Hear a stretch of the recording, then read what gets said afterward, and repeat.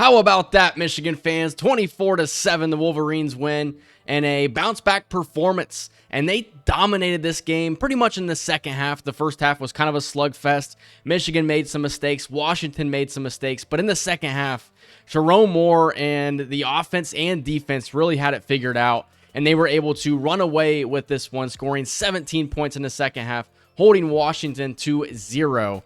It was 417 yards of total offense, 230 passing, and 187 rushing for Michigan, holding Washington to only 249 total yards after they put up like 500 a week ago against Rutgers. 209 passing yards and only 40 rushing yards after giving up 225 yards a week ago to USC. Jerome Moore, I think, did an excellent job bouncing back as the head coach in this game right here. And the huge story is the injuries for Michigan that we knew about entering the game, which would be Marlon Klein and Justice Haynes. But then you found out as the game went on that Rod Moore, Brandon Hillman, and Hogan Hansen weren't listed on the injury report, but did not play in this game. And then Evan Link, of course, got hurt in this game. Ernest Hausman left the game for a little bit of time with an injury.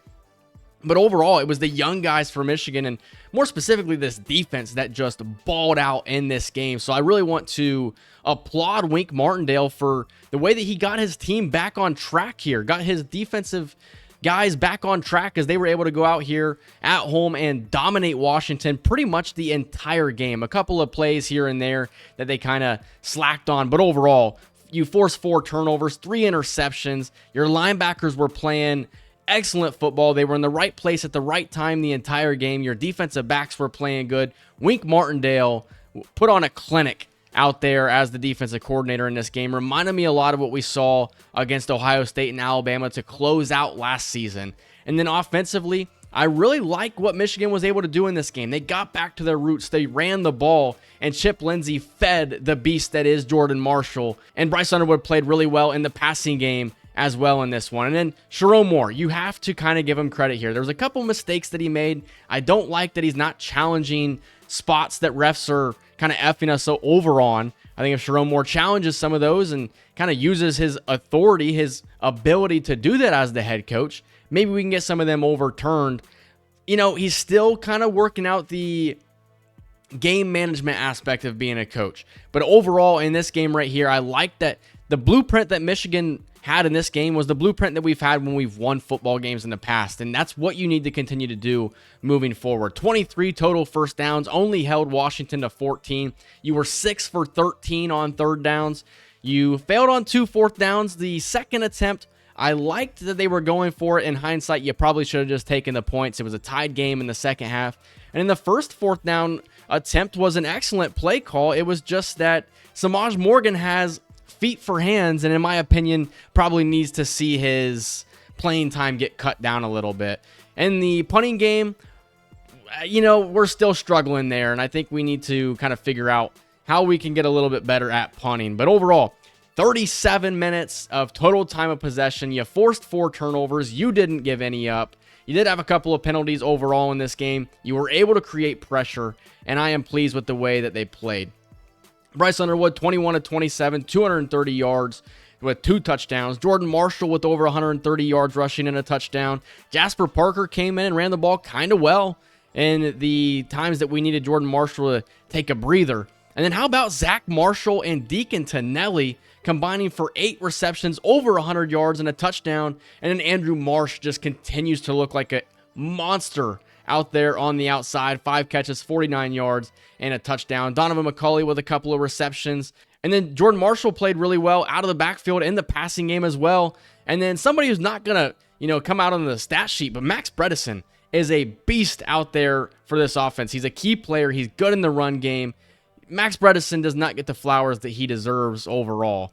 And then moving over to the defensive side of the ball, Derek Moore with 2 sacks. I've been waiting for Derek Moore to show his dominance all season long.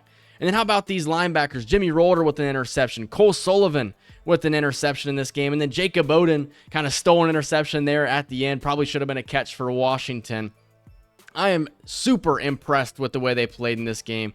And then Derek Moore on top of those 2 sacks with a forced fumble as well. Ernest Hausman left the game with an injury, but played really well in this game. Jimmy Roller played really well. They looked a lot faster. The defense was just in the right place at the right time. And I've been seeing some things coming out about why Rod Moore wasn't playing in this game, and then Brandon Hillman as well. But in my opinion, Jaden Mangum, for getting really his first playing time of the season, played really well. Caleb Anderson, in my opinion, played really well. Cameron Brandt played pretty well off the edge in this game. Jordan Young got some playing time. Jair Hill probably should have had an interception. Overall, you can't say enough about the way that Michigan played in this game. Dominic Savada's really got to figure out the field goal kicking because it's a little bit concerning at this point in the season. He's kind of in his own head at this point. But I am super impressed with the way that Michigan played. You got Michigan State on the road in a huge rivalry game next week. After that, you have a bye week, and then you'll have Purdue, Northwestern, and Maryland before you get to Ohio State, and that's going to be a showdown where I think we could potentially be 9-2. Michigan State, with it being a rival, it's of course going to be a challenge, especially going to East Lansing and taking on a pretty rough-looking Spartans team, but overall it's a rivalry game. Anything can happen. But I'm really impressed with the way that Michigan improved from last week to this week. They looked like a completely new team. They stopped the run of Washington. Jonah Coleman is not a slouch running back. He's a really good running back. Damon Williams just put up a stat line that hasn't been put up since Lamar Jackson in 2016, and Michigan shut him down from start to finish. This was a dominant performance out of the Wolverines, and I only expect them to get better. And when we get to that showdown in late November against Ohio State, I expect us to be 9-2, playing for a chance to go to the college football playoff. If you guys enjoyed this video and this game, leave a like, comment, subscribe, and I will see you guys in the next one. And as always, go blue.